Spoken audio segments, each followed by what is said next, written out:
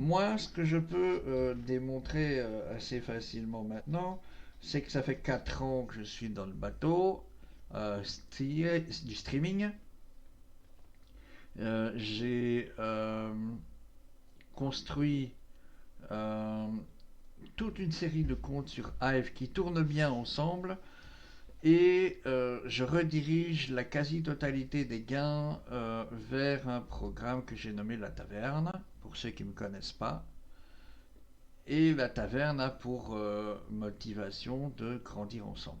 À ça se greffe le projet Le Bastion, qui lui plutôt, est un projet de micronation, le tout chapeauté par une certaine politique.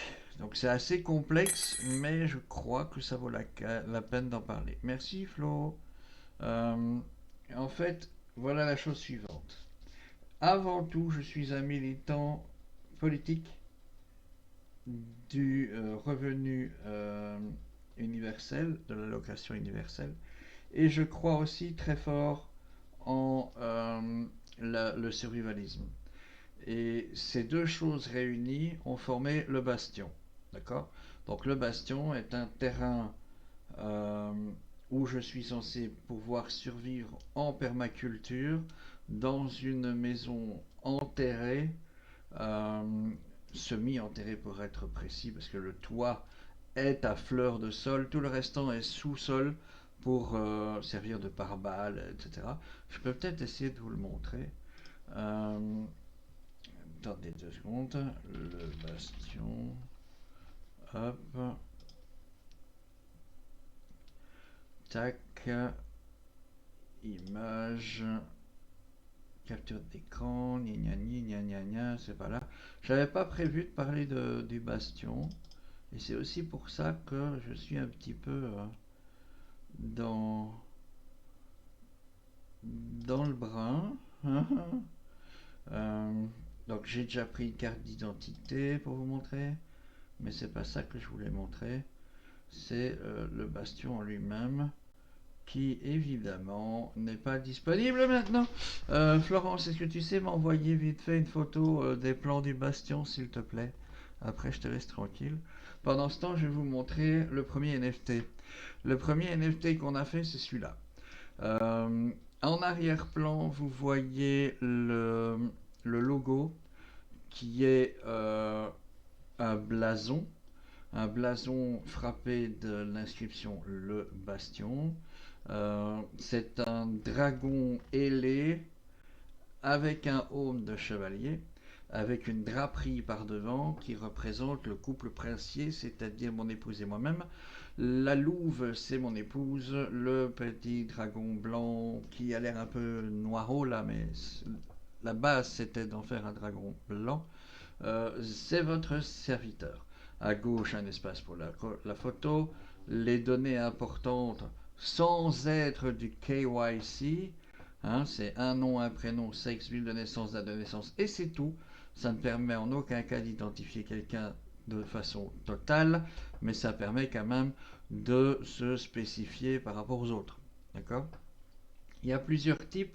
Il y a la version de base que vous voyez, il y a la version Gold, la version Diamond et la version Platinum.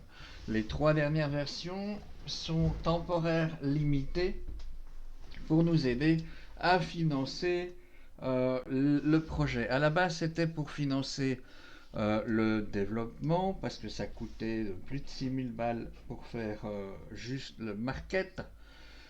Sauf qu'on a trouvé une personne adorable qui, pour 200 balles, ne l'a pas codé pour moi, mais m'a appris à le coder moi-même. Ce qui me rend un petit peu plus indépendant. Peut-être pas encore un pur génie pour le développement, hein, loin de là, même si j'ai déjà pas mal d'expérience, mais c'est tellement vieux que j'ai un peu du mal. Même si Mirafen m'a balancé quelques petits compliments quand même, un peu comme quand je faisais les arts martiaux, il paraît qu'à la fin j'avais des beaux restes, donc voilà, c'est toujours positif. Euh, donc on a codé le market, je peux vous le montrer aussi. Là, puf, ça c'est le market. Vous voyez que le nom du domaine c'est un DNS gratuit. Il n'a même pas d'HTTPS. HTTPS, pourquoi? Ben parce que c'est totalement inutile puisque tout est sécurisé par la blockchain. Donc même si vous venez avec un virus, même si vous venez avec un code malware ou quoi que ce soit, même si vous inspectez le code pour essayer d'y foutre le brin, eh bien ça ne marchera pas puisqu'il y a la blockchain derrière qui va servir de bouclier. Alors comme je vous disais, il y a plusieurs niveaux, hein. Il y a ici le platinum à 237 écus, le diamond pardon à 237 écus, le platinum à 950 écus et le gold à 23 écus. Alors le gold c'est pour les bourses moyennes qui ont envie d'aider sans se saigner. Les diamonds c'est pour les dauphins qui ont envie de se montrer sur le projet avant l'arrivée probable des whales un peu plus tard. Et les platinum, c'est si jamais une whale s'est perdue, elle peut essayer de venir se rajouter aussi. Hein. C'est pas pour tout le monde. Hein. C'est pour ceux qui savent vraiment se le permettre sans se faire mal, parce que notre but c'est pas de vous ruiner. Notre but c'est de financer un programme qui, selon notre sens commun, est une bonne idée, j'ai envie de dire. Et comme vous pouvez le voir, il y en a à peine 2 écus. Hein, donc tout le monde peut y arriver. D'ailleurs, il n'y en a plus beaucoup des citoyens. Il faudra que j'en refasse. Parce qu'apparemment, il n'y en a plus qu'une en vente. Non, deux là, mais celle-là, elle est spéciale. C'est Anno 6 qui revend ça apparemment. Ouais, il n'y a plus qu'un citoyen. Donc je vais refaire quelques cartes citoyens. C'est bien, ça veut dire qu'il y en a eu quelques-unes qui ont été vendues, mais je ne les vois pas là-dedans. Donc c'est juste moi qui en ai fait pas assez. C'est pas grave. On va arranger ça, c'est pas un problème. Euh, on a aussi le portefeuille où vous mettez le nom de la personne, Italagayan par exemple. Voilà, bim, et vous voyez immédiatement l'inventaire. Moi j'en ai deux, c'est une diamond et une platinum. Voilà, les deux là, tchic-tchac. Je les garde pour une certaine raison que je ne suis pas encore prêt à révéler, mais il y a une idée derrière la tête. On peut aussi voir Nopasaran 72 qui est le tout premier à avoir tenté l'expérience d'acheter un NFT.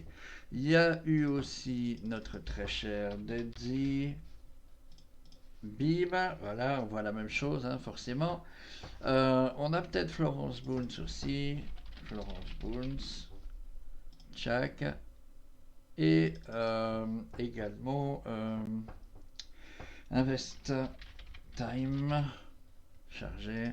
Voilà. Il y en a deux, trois qui sont en gold, mais ceux-là, c'est moi qui les ai payés. Et il n'y a pas encore ni de diamond, ni de, ni de platinum de vendu, mais c'est normal, puisqu'on est encore au tout début du balbutiement, puisque comme vous voyez, même le niveau du design, c'est pas encore tout à fait ça. Voilà, c'est pas tout ce qu'on a fait non plus. Hein.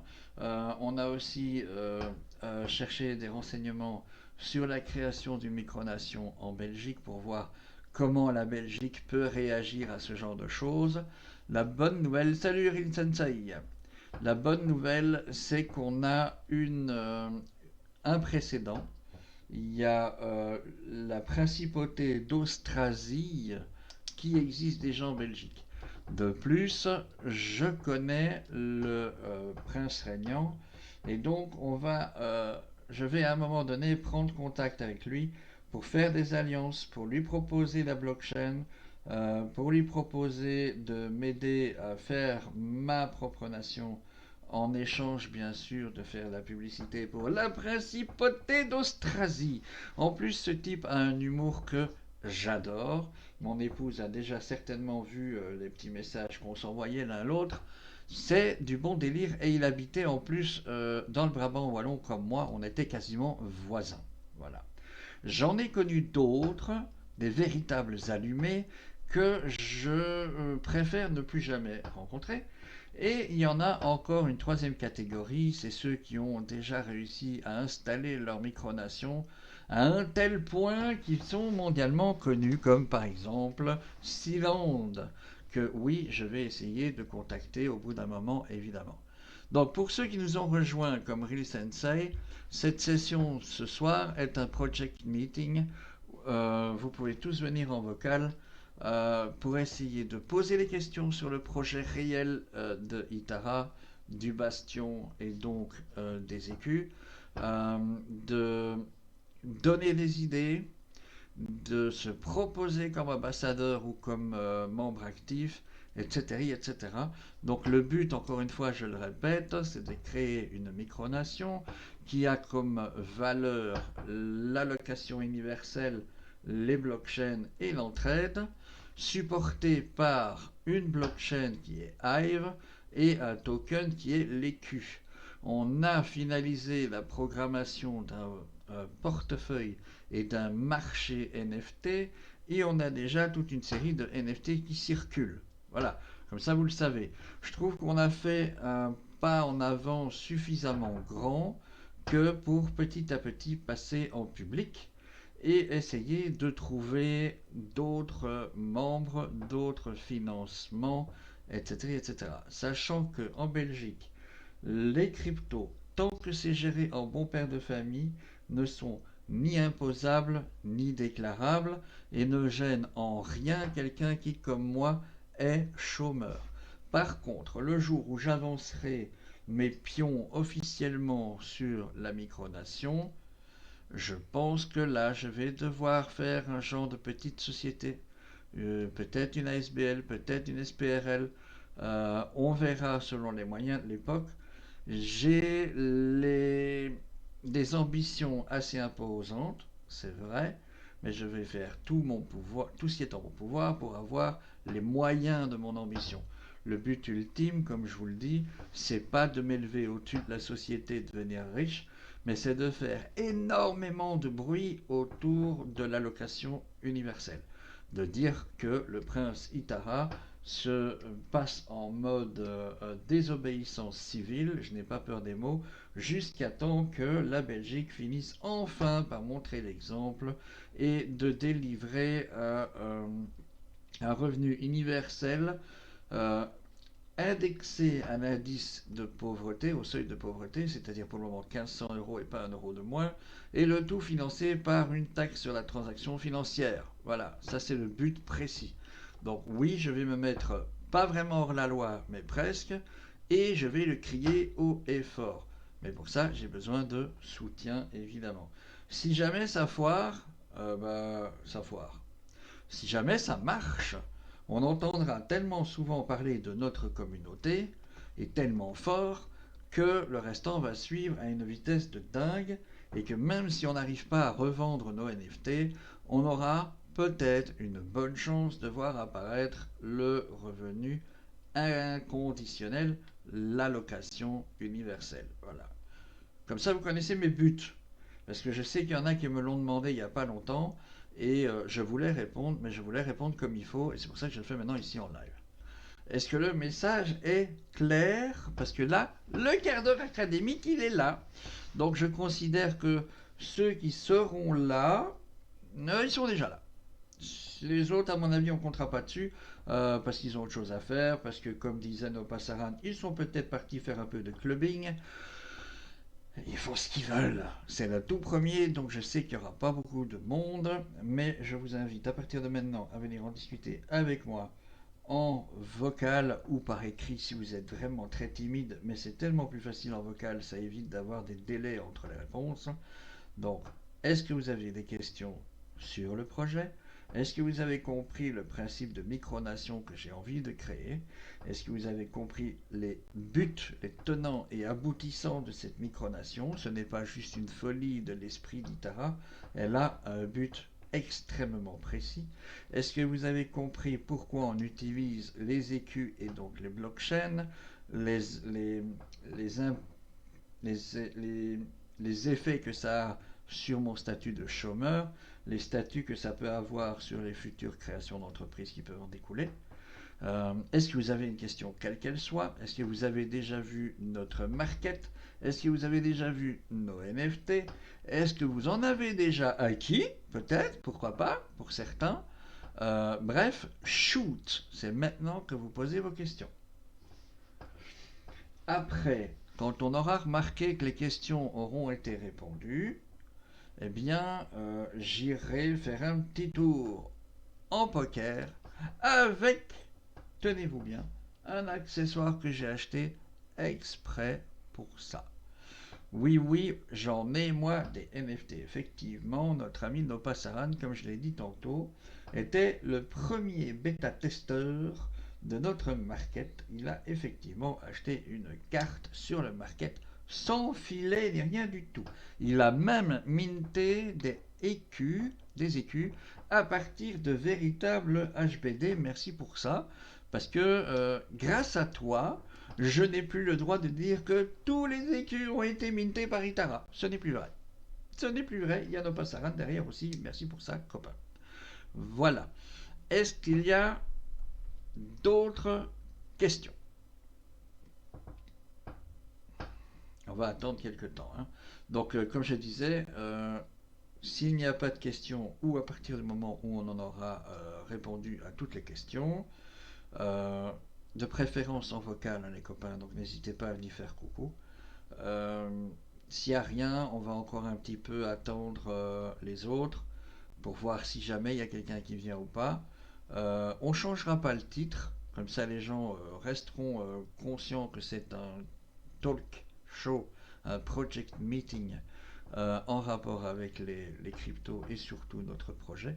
Mais pour ne pas perdre notre temps, je vous annonce qu'on ira sur du poker. Donc je ne sais pas s'il y en a que ça intéresse. Peut-être notre ami Cookies, peut-être, voire sûrement Nopassaran, peut-être il Sensei. Sachez qu'on va tourner sur Prominence Poker, qui est une application gratuite sur Steam.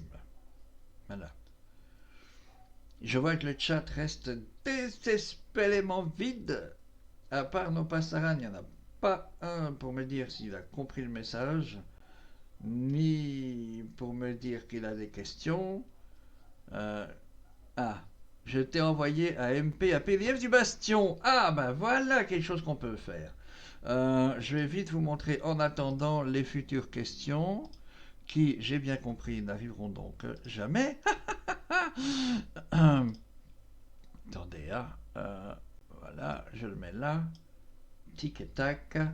Je remets ça en place pour pouvoir revoir le live comme il faut. Merde. Ah, attendez. Posez pas de questions maintenant. Surtout, j'ai fait l'andouille. Tic tac tac. CTRL C. Bim bam boum. On revient sur le chat. Ça va, il n'y avait pas de questions. No panique. No panique, Itara. Voilà, file machin. Et je vous montre. Bim. Voilà. Le bastion, c'est très précisément ça. Je vais faire F11 même carrément, comme ça vous voyez bien en grand. C'est notre terrain, là, et ça c'est la maison, mais en 3D. Pourquoi? Parce qu'en fait, elle sera sous terre avec une incurvation autour de... Ça c'est la taille humaine, comme ça vous voyez. D'accord? On a deux fenêtres sur le côté, une troisième ici. Toutes les autres fenêtres sont en surface. Et ça, normalement, ce cube-là, est caché puisque c'est une cave blindée planquée. D'accord? Donc là, ça sert à rien. Voilà, l'entrée se trouve ici. Tout le restant est sous terre. Donc c'est pas des murs que vous voyez là, mais c'est bien la terre, puisque là en dessous en fait se trouvent trois énormes containers maritimes. Moi, j'ai déjà les réponses aux questions que j'avais, car rappelons-le, tu es très disponible sur le Discord aussi. Merci, c'est gentil de le reconnaître. Et oui, je fais exprès d'être super disponible parce que je trouve que c'est méga important. Voilà. C'est déjà tout. Il n'y a que ces photos-là. Oh, il n'y a pas l'intérieur et tout. Pas grave. Bref, donc ça c'est une cave dite de survie qui sera planquée quelque part sur le terrain et accessible que depuis la maison. Il n'y aura nulle part, même pas... bah, je viens de le dire, c'est quoi copain? C'est le bâtiment du bastion. Donc, pour avoir une micronation, il faut un terrain et des citoyens. Si tu n'as l'un des deux qui n'existe pas, la micronation n'existe pas. Le terrain, on l'a. La maison, on va la construire dès qu'on a les fonds. Et en fait, ça, c'est la maison. Elle fait à peu près 100-120 mètres carrés d'intérieur, le tout enterré pour être sûr d'être ultra applicable au niveau de survie, aussi bien contre l'environnement que contre des ennemis éventuels. D'accord? Voilà. Et donc ces trois énormes containers, un, 2, 3, maritimes, qui offrent une surface habitable de plus de 100 mètres carrés.